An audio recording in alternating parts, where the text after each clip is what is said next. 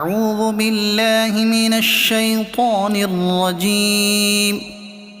بسم الله الرحمن الرحيم. قل يا أيها الكافرون لا أعبد ما تعبدون ولا أنتم عابدون ما أعبد ولا أنا عابد ما عبدتم ولا